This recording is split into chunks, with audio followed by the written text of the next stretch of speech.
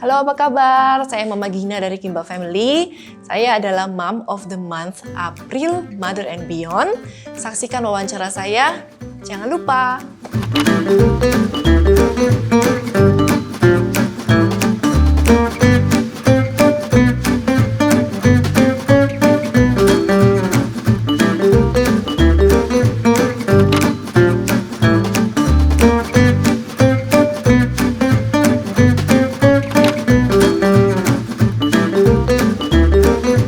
Tipsnya harus adil karena gap umurnya nggak jauh beda, jadi ya satu harus adil. Yang kedua, ini tips hemat. Kalau beli baju, pilih warna yang netral, jadi biar bisa dipakai sama adiknya. Itu hemat banget untuk anak 3. Banyak komunikasi. Kadang-kadang para suami itu biasanya nggak tahu apa yang kita pikirin, tapi biasanya istri-istri nyangkanya suami tahu nih kita maunya apa gitu. Jadi kita banyak komunikasi terbuka, saya maunya gimana, jadi kedepannya juga suami udah tahu gitu, saya maunya apa. Perbedaan besar nggak ada karena kebetulan sama. Kita sama-sama budaya Asia juga dua-duanya, sama-sama dari timur. Jadi kebanyakan sama, tapi perbedaan kecil sih ada, kecil banget. Kayak misalnya perbedaan penggunaan tangan kanan dan kiri di Korea dan Indonesia itu beda. Kalau di Korea itu tangan kiri, menggunakan tangan kiri nggak masalah sama orang tua atau sama orang lain, termasuk masih sopan. Tapi kalau di Indonesia kan nggak boleh gitu. Perbedaan kecil kayak gitu aja, kalau perbedaan besar sih nggak ada. Sebetulnya semuanya saya tanamkan ke anak-anak, jadi nggak dibeda-bedain, nggak saya pilih-pilih budaya yang ini yang diajarkan, yang lain enggak gitu. Semuanya saya turunin. Yang saya dapatkan dari ajaran dari orang tua mengenai budaya Indonesia, saya langsung kasih tahu anak-anak, saya turunin sama anak-anak gitu. Nggak ada yang enggak. Menghargai satu sama lain, orang tua ke anak, anak ke orang tua juga begitu. Jadi respect each other. Kalau peran khusus sebagai orang tua nggak ada. Jadi kita semuanya berbagi.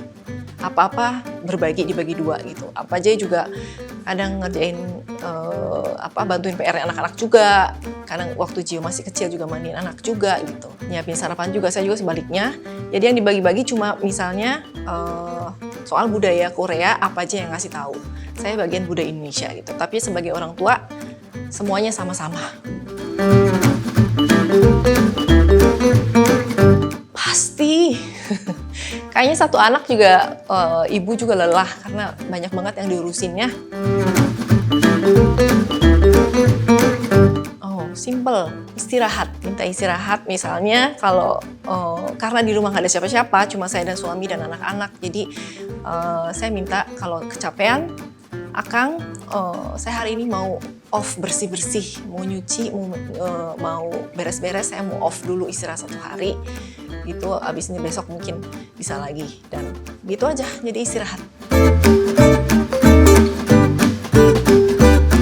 Nah, sekarang kan anak-anak udah gede, udah mulai sekolah, 3 sekolah, pas lagi nggak ada di rumah, lagi sekolah, itulah waktunya saya untuk me time. Biasanya gitu. Mandi lama, dari A sampai Z, nggak diketuk-ketuk, dipanggil-panggil, mama gitu. Mandi dan kedua olahraga. Menghargai satu sama lain, komunikasi. Biasanya kalau mereka kebanyakan makan gula, mereka akan energinya akan sugar rush gitu. Jadi mereka berisik, teriak-teriak apa segala macam. Jadi biasanya kita juga jaga makanan apa yang mereka masuk ke mulut mereka, ke perut mereka juga kita jaga. Mungkin belakangan ini karena si sulung itu udah mulai masuk ke pra-remaja, ya saya lagi kewalahan untuk belajar lagi gimana caranya jadi ibu seorang pra-remaja. Gitu. Saya lagi belajar lagi. Saya lagi kewalahan sekarang sebetulnya.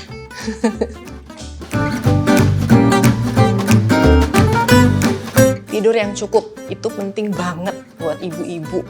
Kalau nggak cukup tidur, kitanya tantrum. Kalau kita udah tantrum, anak-anak serumah ikut tantrum juga.